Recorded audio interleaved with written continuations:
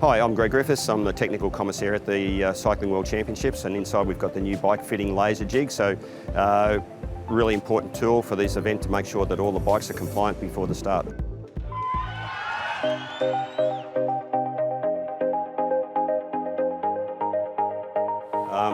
Comes in a nice case. All the components are here within the packaging so it doesn't get damaged in transit. The first thing to do is get the base out. We put the base ideally on a fairly level surface. In this case, it's a floor that we've used yesterday, so I have marks on the floor to determine where I'm going to put it. I know that the floor's level. We have a spirit level here in the end. It has adjustable feet, so if you need to adjust it up and down at either side or from end to end, you can do that. And also have a digital spirit level just to confirm at the end. Other components we take out of the box. Just place these on the chair.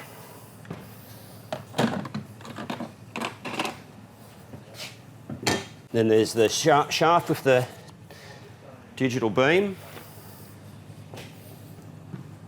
Just remove the screw from this end of the track.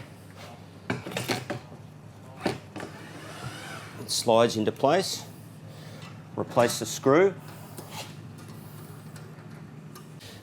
And at this end, there's an upright that supports the back wheel of the bike, or the rear axle of the bike. And so just 2 screws. So there's only 2 tools required, a 4mm Allen key at this end and a 5mm at that end, so quite basic, and the tools come in the box. The only other equipment apart from what we have on the chair already is the iPad for scanning for motors and the digital spirit level. We'll just check that it's level and within tolerance. It's within 0.5 of a degree. We'll do the same, and also 0.4 of a degree, so it's quite accurate there. We ensure that the device has got batteries and that the screen lights up, and it does. So we're ready to start a bike check. So that's quite quick to set up, very easy. It's fairly critical, or it is critical, that the flooring is quite level and firm so that if you move, it doesn't get knocked around. I'll just explain how the device works before we put a bike in the jig. On this lower rail, this strip is magnetic, and within the bottom of this upright, there's a sensor, so that if we establish a 0 point by pressing the top button, that establishes that that's 0. So if I move it there and press the next button, it'll be 10 centimetres.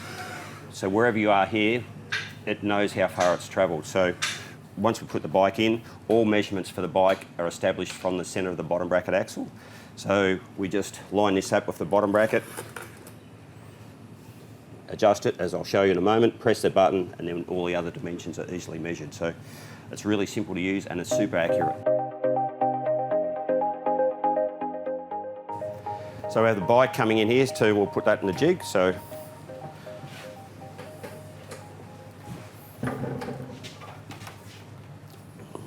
once it's placed in the track, we adjust this at the rear to support the back axle. And then the bike remains vertical, and we can establish all the measurements that we need to. With the axle adjustment here, or the axle support, there's many wheels now that have bigger or smaller diameter axles. They're not all standard as they used to be in the past. So we have found that we have to adjust this slightly for some bikes, but it's important that the wheel is in the bottom of the track. If the next bike comes and it's got a smaller diameter tyre, for instance, and the height's the same here, the wheel won't be in the track, so the angle of the bike will be not correct. So just for anyone that's using it, you need to make sure that the bike is secure in the track. As the bike is coming to the jig, there's the visual checks that all technical commissaires would make, and that's to make sure that, first of all, that it's a correct looking bike, a basic triangular shape. Look for the UCI approval sticker, ideally. Not all bikes will have that if the bike's been repainted, or if it's a junior's bike and it's been handed down over numerous riders over the years. It signifies that the frame is correct for the dimensions and also correct for safety. So It's also a critical part of the bike is that the frame is constructed properly and is safe. And that ensures that we don't have to measure the frame. We also checked that apart from the sticker, there's no other rainbow bands on the bike, so there's some wheels that might have stickers, or the rider's been a former world champion and he's got some rainbow bands on the bike. At a world championship, as here, that's not permitted, and generally speaking at all events it shouldn't be permitted. So we check the bike now. First, prior to setting up the laser, we have this device which fits onto the saddle. Saddle dimensions for a bike need to be between 24 and as a minimum length and 30 as a maximum length. So that's marked clearly on this box. And also on the side of this box, it has a cross point where the laser needs to line up with. So this needs to be placed on the saddle so that it's square to the jig. And while that's there, we can also check the saddle angle. So the maximum inclination of the saddle can be 9 degrees. So either down at the front or up at the front, 9 is the maximum. And in this case, this bike is 3.5, so well within the regulations. And the reason for that, so that saddles can't be permitted to be past 9 degrees in an extreme, because there was the inclination prior to this regulation that the riders were inclining the saddle a lot and using the rear of the saddle as a lumbar support so they could push against it. And that's not the function of the saddle. The saddle is only there to sit on. It's not to use as leverage against. So we put that on there. We can take the spirit level off now. But while we've got the spirit level in the hand, you can also check the pad angle. And the maximum inclination of the pads is 15 degrees, so we can just quickly check that. It's 15.2. The jig, as I said when we did check from the start, was 0.4 degrees out, so this is fine. It's 15. So we'll put that away. So now we can start using the laser.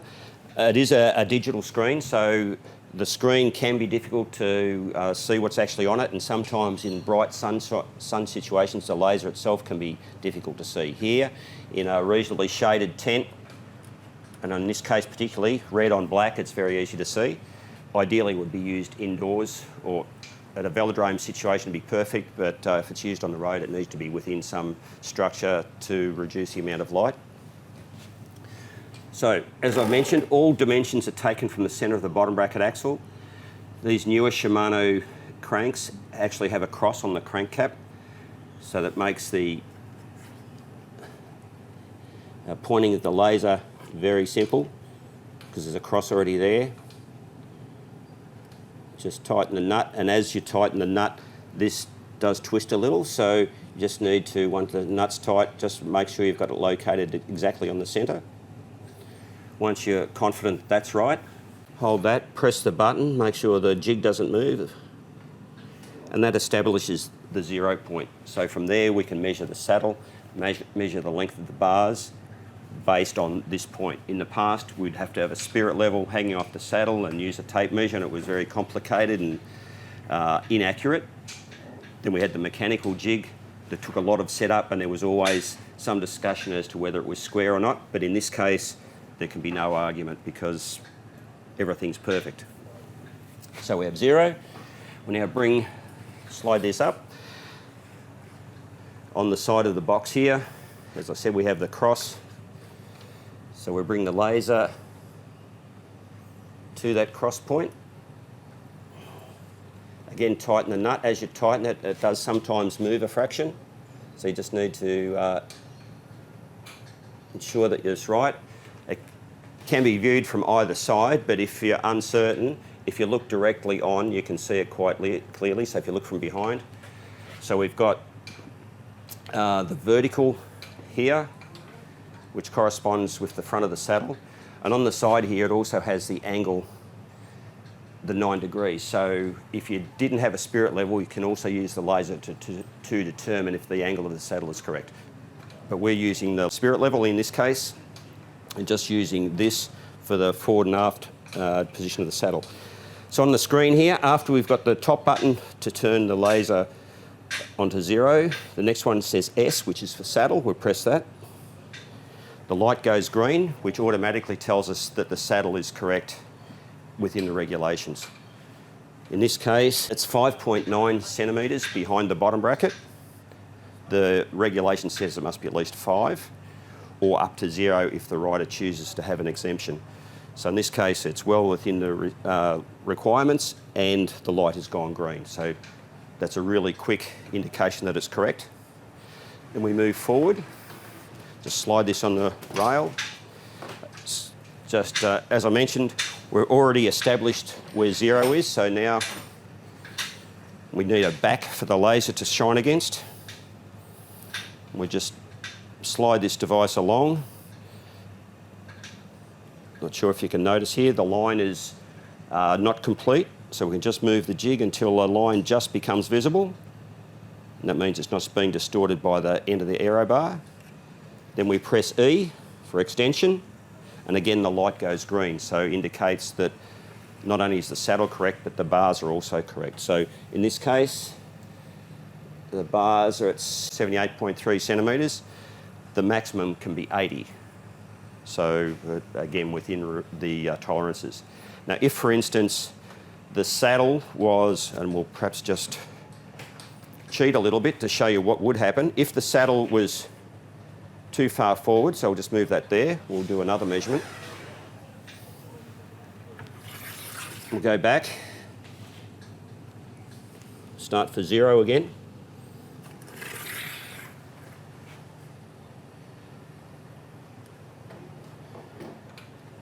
We're saying that's the middle, the front of the saddle. Press S for saddle.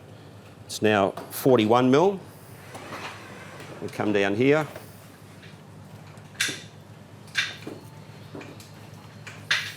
Press E for extension, and the lights have gone red.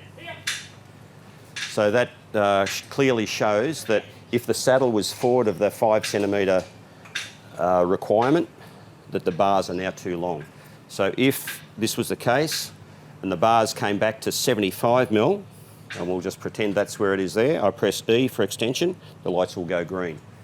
So it's super accurate, and it automatically tells you whether it's correct or not. So you still need to know what the regulations are so that you know why the lights have gone from green to red. But once you know the regulations, it's quite simple. So green is go, red is not go. So if the bike is not compliant, it goes back the way it came. The mechanics go and fix it, trying to explain to them why it's incorrect. And with this laser, it actually gives the dimension, so it's easy to say it's 3 millimetres too long, or it's 15 millimetres too long, or whatever the situation is, or if the saddle needs to go back 1 centimetre or 12 millimetres, whatever it is. So it has removed a lot of conjecture or difference of opinion between mechanics and commissaires, because it's fact and everyone can see that it is. So it makes the job quite easy. So once we've done the measurement of the bars, the only other thing to do is to confirm that the height difference between the end of the aero bar and the pad, the maximum that can be is 10 centimetres. So we have this device here. This portion here is 10 centimetres long. So that gets placed in the centre of the pad and rested on the top of the aero bar. Now, if you can see that it's below horizontal, I don't bother actually checking. But if it's coming up close, you put your spirit level on the top.